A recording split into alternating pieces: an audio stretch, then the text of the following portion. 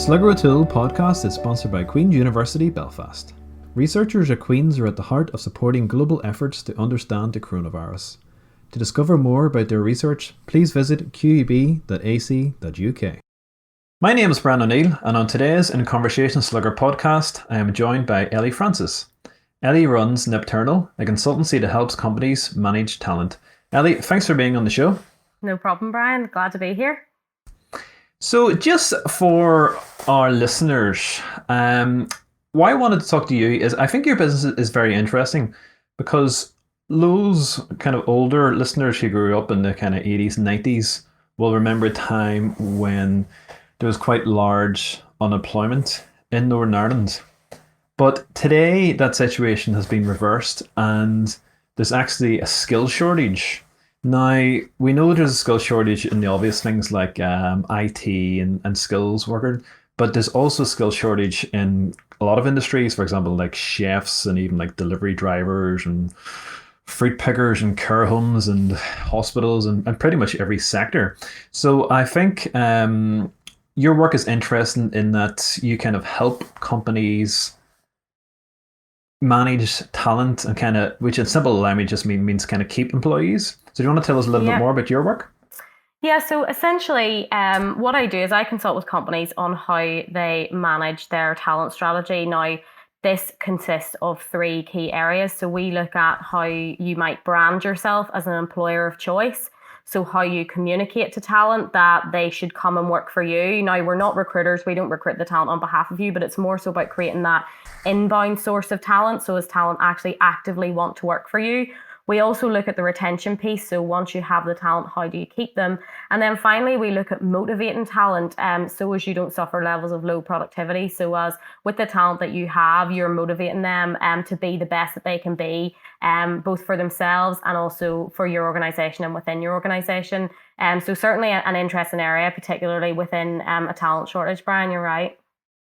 So, I mean, does the work, is it purely as a result of there just being this kind of talent shortage that kind of companies are kind of forced to up their game essentially, whereas before they kind of like could have just replaced you with 10 other people who are looking for the same job, but now there's just, it's so difficult to recruit people. Is that the kind of core issue?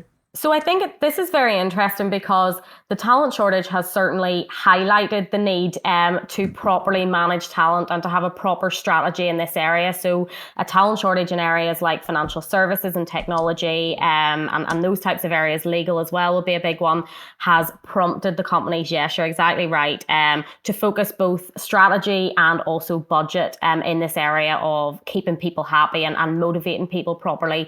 But I think if you look back on companies that have done well in recent years, you know, in terms of both the noughties and as we've come now closer to 2020, companies such as Apple and Google, they have always prioritized this area and not just during a talent shortage. And I think the important thing to remember is that although a talent shortage certainly gives you that kickstart that you need to start focusing on this area, because ultimately it becomes a need as opposed to a nice to have where you physically don't have enough talent to deliver for your clients.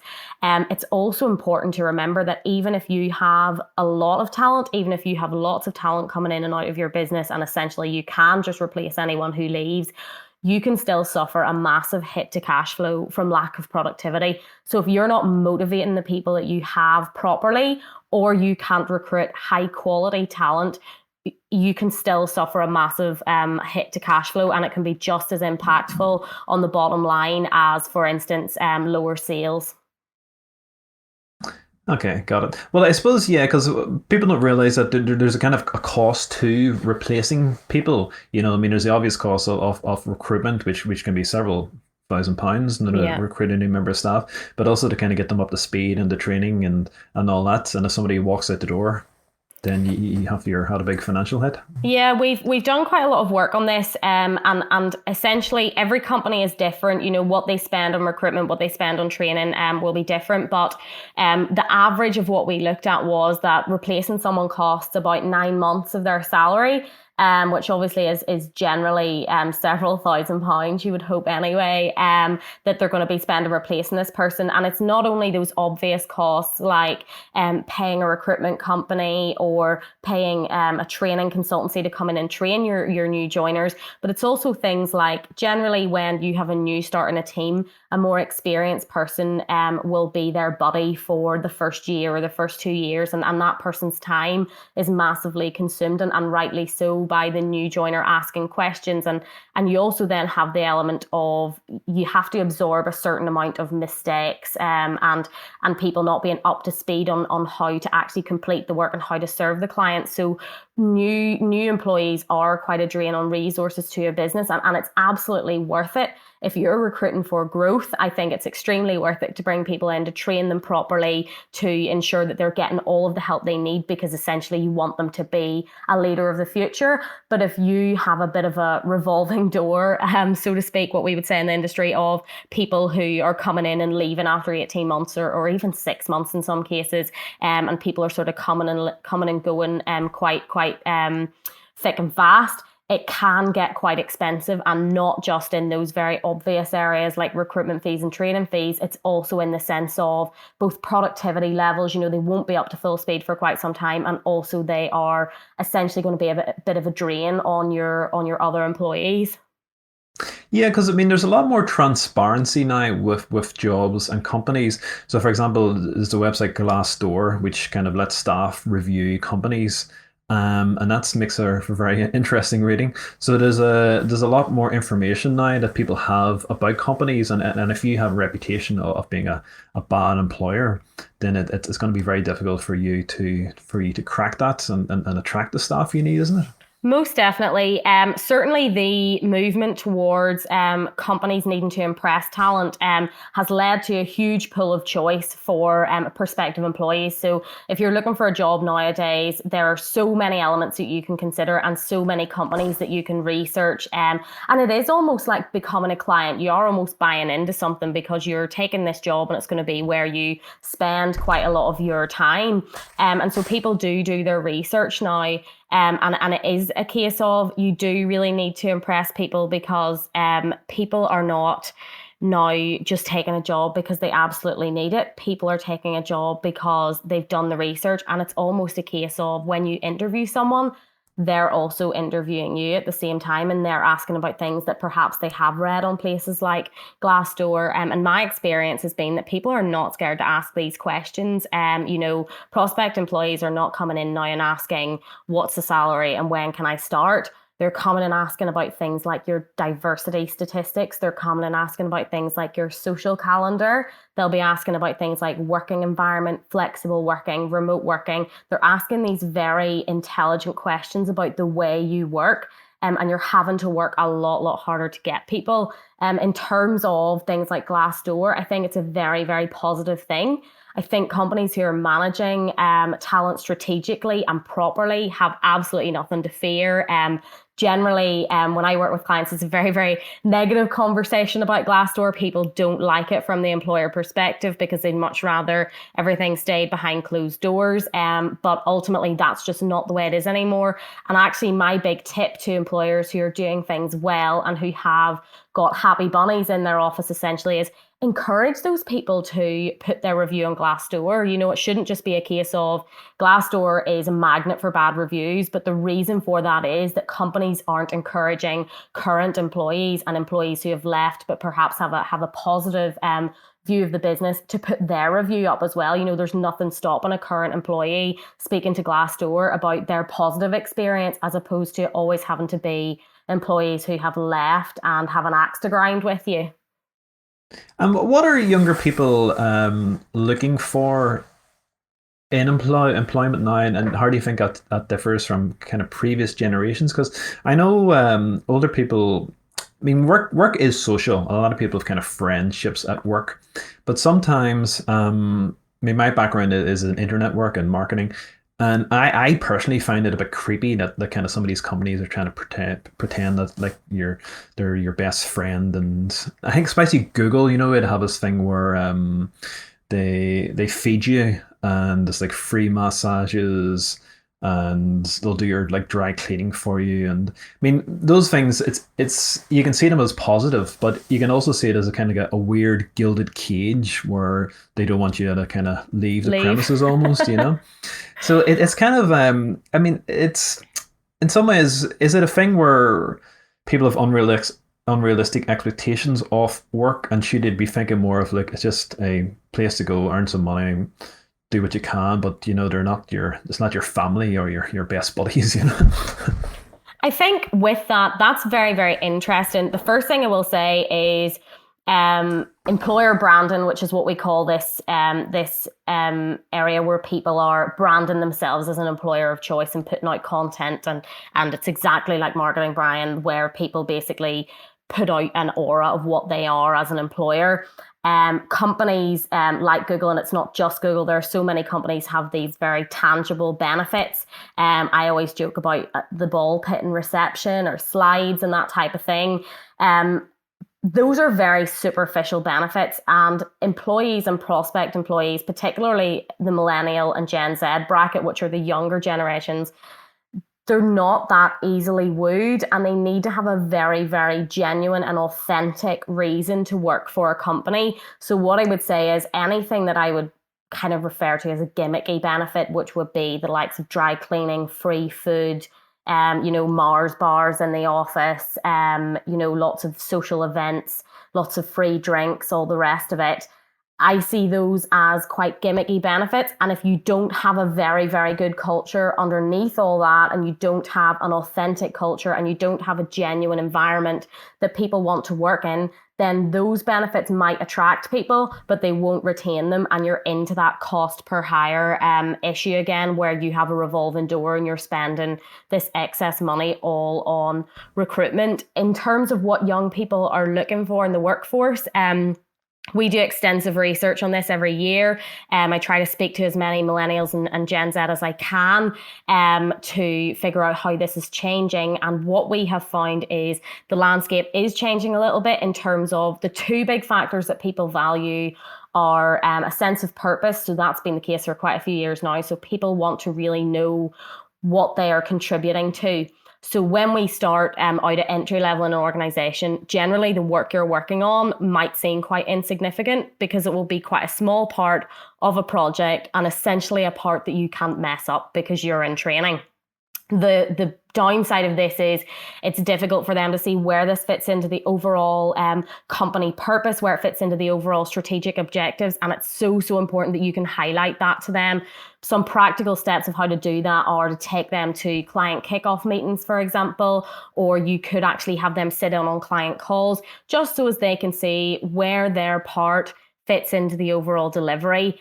They also really value a relaxed and positive work environment. People want to be encouraged to have ideas, and they want to be encouraged to raise them and maybe to get it wrong. Sometimes, you hear some horror stories about people making one mistake when they're 23 and it haunting them for the rest of their career. Maybe they've been put on a performance plan, or even worse, maybe their employment's been terminated.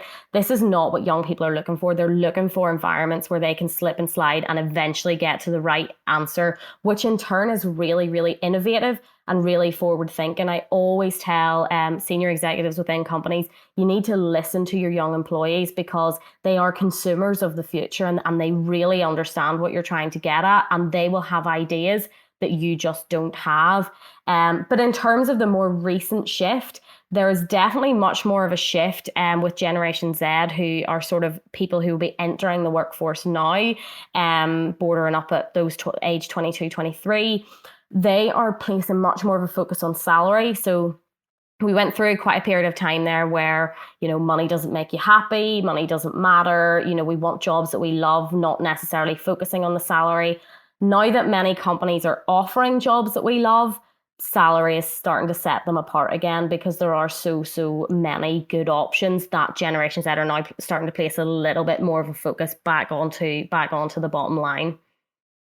So I mean, it's easy for the kind of sexy companies, the kind of Googles and the Facebooks and the kind of like, if you're working on Game of Thrones or whatever it is locally.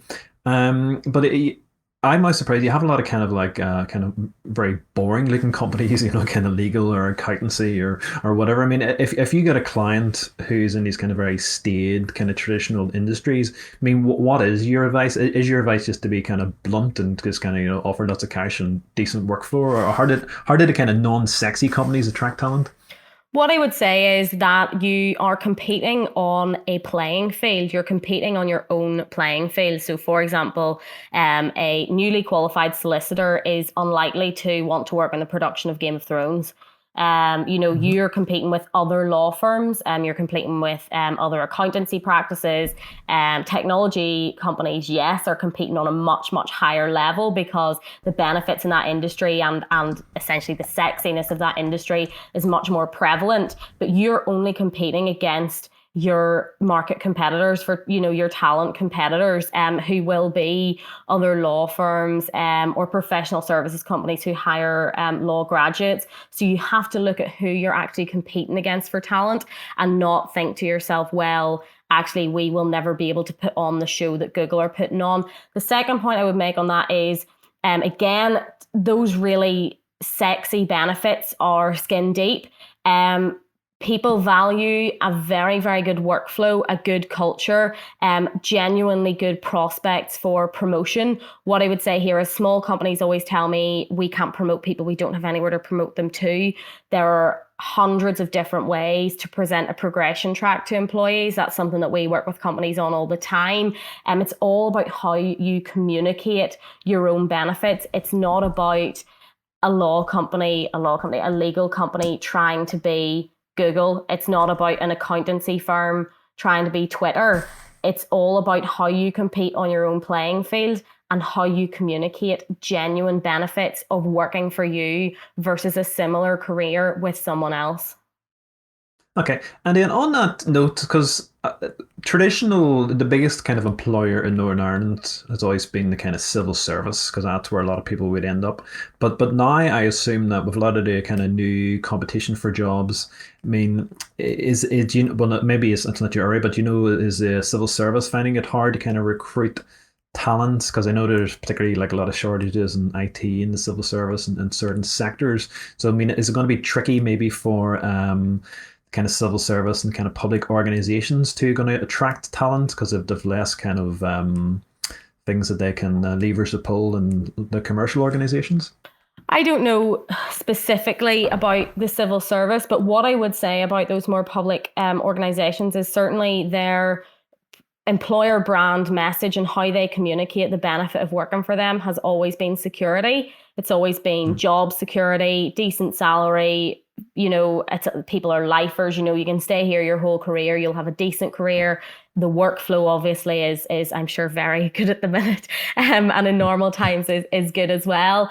But those are very, very basic needs. Those are what the more commercial companies are offering, and then some. So I don't think that necessarily it's going to be impossible for public organizations and public bodies to recruit going forward. But I think they very much need to reframe how they are presenting themselves as an employer of choice, because security just isn't going to cut it anymore. People can leave a job and get a new job fairly quickly. Something that we're seeing actually more of now is people will hand their notice in before they even have another job lined up. Now, years ago, that just wouldn't have happened. You would have been wanting to sign a contract and sign a contract in blood before you would ever think about handing in your notice because of the security element. But now jobs come and jobs go, and companies come and companies go, that people are quite happy to do that leapfrog around. So security isn't really as attractive as it was. And what I would say for public organizations or any company who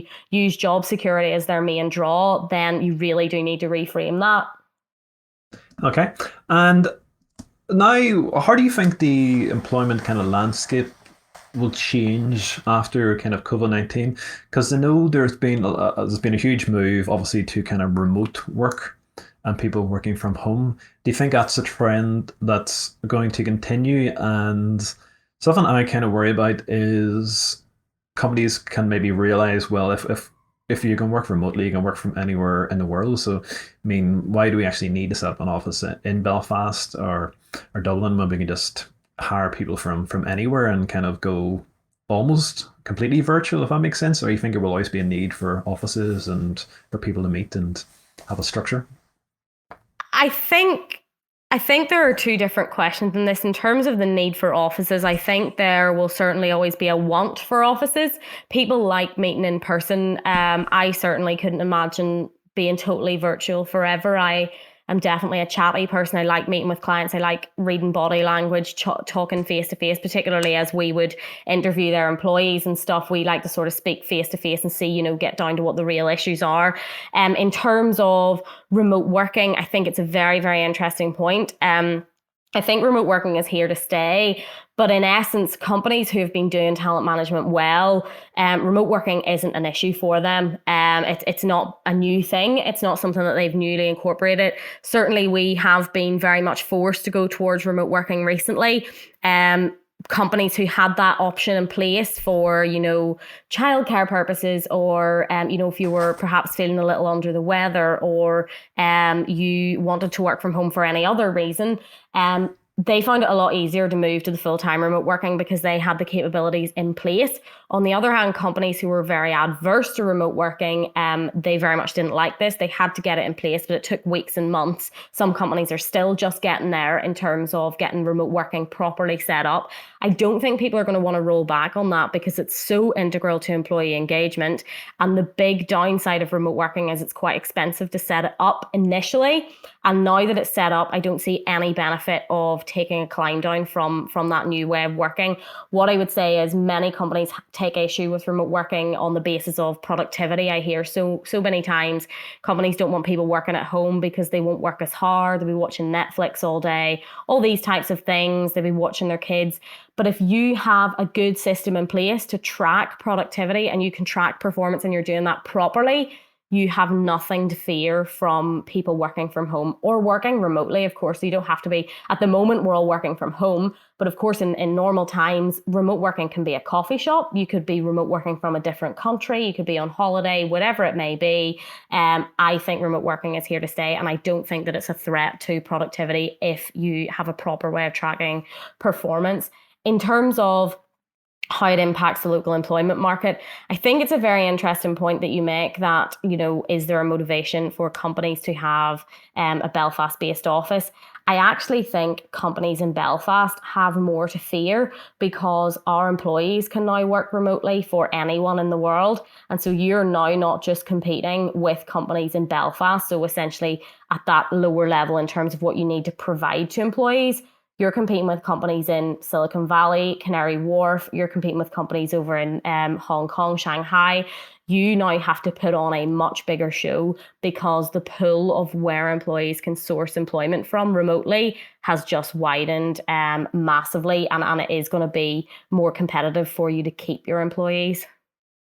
Back in February, I was doing some research on the local jobs market for a client, and I was surprised that on one of the kind of job sites there was like 1,000 jobs in IT and web work, but out of those 1,000 jobs, only two were part time or flexible.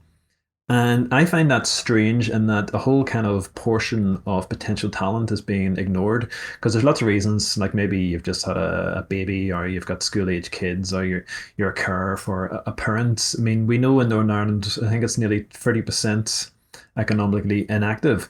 And it seems strange for me that the companies would ignore such a huge potential pool of talent, especially when getting somebody really, really good at their job for 5 hours a day is better than getting a complete plank, for 8 hours a day. So, I mean, is there a reason why you think companies are less inclined to be more flexible or part time?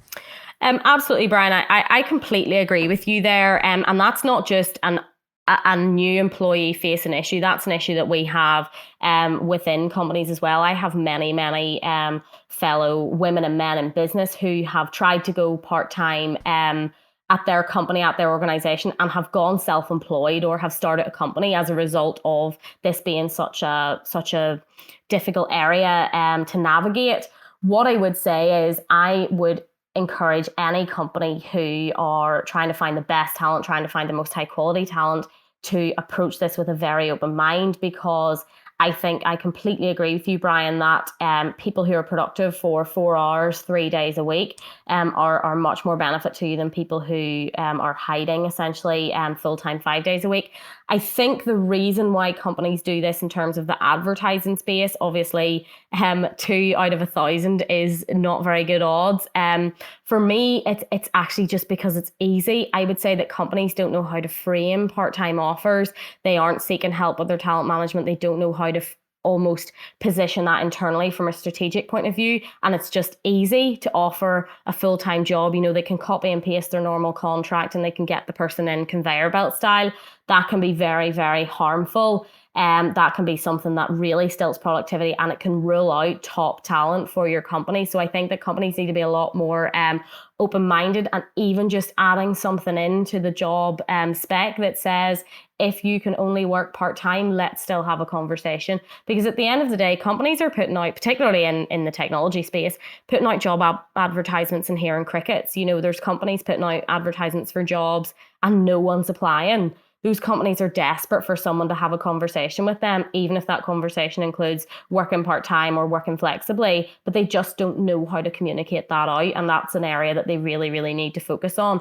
What I would say from the employee's perspective, is I would be reaching out to the company and I would be saying, look, I really feel I'm perfect for this role. Is this something that you would consider? And to be honest with you, absolutely shouldn't have to be something that the employee feels they need to do. But that would just be a tip for them. But what I would be saying to employers is you need to be a lot more flexible. People have different priorities, even something from the perspective of many employers don't allow you to run a business part-time. So many employers either want you to be a full-time employee, but you can't, for example, be a company director, or you can't run, do freelance marketing while you're working for an agency. That's really harmful as well, because it's so easy for people to become self-employed that they're just going to say, right, that's fine, then I'm handing in my notice. Any time that you can be flexible with your employees to keep top talent, I would absolutely encourage people to consider that option. Yeah, I mean that is a good tip for people is to contact companies direct and say, like, I think I'd be a good fit. Because I think what really annoys me is kind of clock watching, is that work should be based on what you produce in your productivity, not just the hours, And I think that's what we need to move from with the kind of new modern world, is kind of people are judged on kind of results, not the time. Absolutely. So we call that presenteeism. Essentially, companies who base someone's performance on visibility. I actually heard a very astounding story last year of a girl who didn't get promoted, and she asked for some feedback and was told that it was actually because she was working on client site and the person who had been promoted ahead of her was in the office, and so his visibility was better. That to me is just absolutely crazy. I think presenteeism is very, very harmful. You have people who sit around the office to 7, 8 o'clock at night, chatting to people, drinking coffee, maybe doing a little bit of work, but certainly nothing close to 90 or 100% productivity. And those people are obviously networking with managers and company seniors after work, which is completely fine, but they have a lot more face time and a lot more presenteeism, and as a result they're getting promoted faster. This might not necessarily be a reflection that they are the best, most high quality person in the role. And just there was something I'll get your opinion on, because there was something I was going to write about for Slugger. Is I have lots of friends in academia, and academia seems to have more levels in Scientology in terms of all the different grades that you can have and the different salary points. But I find it interesting is that it seems to be incredibly divisive, because what's happening at the moment is, with COVID and things like this, certain institutions are postponing their promotion rounds and this type of stuff, and it seems to create really bad blood, and you end up at a situation almost where you could have staff kind of actively working against an organization. I mean, I'm not saying that they would, but the ultimate aim is if you annoy people that much. So I'm always kind of curious of why companies and organizations think that they need all these kind of different levels and structures. And would it not be more sensible to flatten the kind of structures? because you can get a lot of kind of envy kind of builds up, when Joe gets a promotion and you don't, or and all these kind of little things. And then also I find it a bit odd in that there's this perception, your pay increases as your career goes along, which seems a bit unusual because what I find is when you're younger, you actually do more work because you've just more energy and you're getting into it and you're kind of more productive. And as you're kind of declining in your career, you tend to you kind of do less work. And then also you kind of need the money when you're starting off or when you're buying a house and having kids, and the kind of need for the big salary is kind of less as you're kind of approaching retirement. So does that kind of make sense? It's almost seems like back to front. And do you think there's kind of merit in companies having like flatter structures in terms of grades and salary where it's kind of more equal and less divisive, or am I some kind of utopian dreamer? Companies who have flat hierarchies tend to work really well. Now, what I would say is this generally has a positive correlation with companies who have a very good value structure and a very great people culture. What I would say, the risk of a flat hierarchy, that seems like a bit of an oxymoron, but you know what I mean. The risk there is lack of leadership. So we have a flat hierarchy, and then there's kind of a lack of who actually is the decision maker and what is the decision making process. That's obviously a completely different strategic area. But in terms of why do companies have so many promotion track levels, and should they?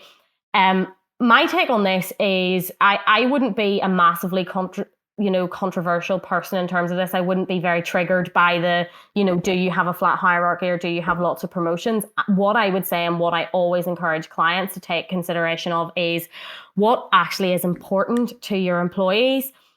So companies tend to focus on what's important to them. So they'll either have massive bonuses or massive salary increases or promotions or suites in the office. And actually, that will only be important to a certain portion of your employees. So you will have employees who are driven by financial incentives. So those are the people that you should be given regular pay rises to, or bonuses or commission, for example. That will really motivate a person like that. But someone who is motivated by time. So for example, if you have young kids and you really want to spend time with them, and take them on, nice holidays and really, really enjoy those younger years with your kids, doing something great in work, if you earn £1,000 bonus, or you might earn 5 extra days of leave, the leave is going to be more attractive to the person who is focused on time. So you have to really get to the bottom of and the nitty gritty of what is important to which people in your firm. You will have people who desperately want to climb the ladder. Those are the people who need a promotion every year. Those are the people who are getting jealous of everyone else's promotions. Those are the people who are really, really focusing on that progression track. But equally, you will have someone else who is more focused on time, and they're more interested in extra leave. They're more interested in perhaps holiday vouchers instead of a bonus. They'll be more interested in family fun days or even social events. So you really need to get to the nitty gritty of what's important to your employees. It's not a straight answer of yes, having a very complex promotion and progression track is essential, and nor is it a case of you have to have a flat hierarchy or it's not motivational. It's more about what motivates your employees, because of course changing someone's title costs you nothing, so it has to be adding strategic value. Yeah, because I think sometimes you get a paradox in organizations where you have somebody who's incredibly good at their job and productive, but then they're kind of promoted into management where they no longer do their day-to-day job, and instead they kind of attend lots of meetings. So it's kind of almost like the worst possible thing for some people to do is to get a promotion where it takes them out of doing what they're actually good at, and then they just spend all day in endless meetings and administration. Yes, and this is across every single industry. Brian, this is not a new issue, and it's a huge thing where people are, as you say, really, really good at their job, exceptional, for example, software developers or really good accountants, and then they are promoted into a senior management role where actually their new role is to motivate people or retain people, and actually the role completely revolves around managing a team, which might not necessarily be what they're good at, and more importantly, it might not be what they want to do. Again, I would encourage massively open communication channels with your employees. Some people are just putting their time in and they want to be people managers. That's completely fine. Those are the people to put into the people management roles. And as you say, some people don't. Some people are more interested in getting really, really good at their job. And there's nothing to stop you creating a progression track for this person to put them into a subject matter expert position, for example, where actually they are at senior management level, but they're more of an expert, whereby people will ask them technical questions or they'll make technical explanations to clients, but they won't necessarily be responsible for the day-to-day people management. I think the days of basing someone's salary and position on how many people they manage and their budget are completely over, and it's not motivational at all, particularly for those subject matter experts who we need within our organizations. Okay. And as we finish up, Ellie, I was just going to ask you, is there any kind of like 2 or 3 books or podcasts or anything you've read recently that you recommend to listeners to check out? So for me, certainly in my area, a really, really great book and something that I'd really recommend is The Joy of Work by Bruce Daisley. It's a very interesting place to start if you don't know where to start with talent management strategy and you're not really sure what the here and now of talent management is. So Bruce is a VP at Twitter. He is very, very well read on all things talent strategy. He also has a podcast. I believe his podcast is Eat, Sleep, Work, Repeat. Yes, that's right. That's right. Yes, I listened to it. It's very good. Yeah. So Bruce is fantastic, and I would highly recommend starting there on your talent strategy journey.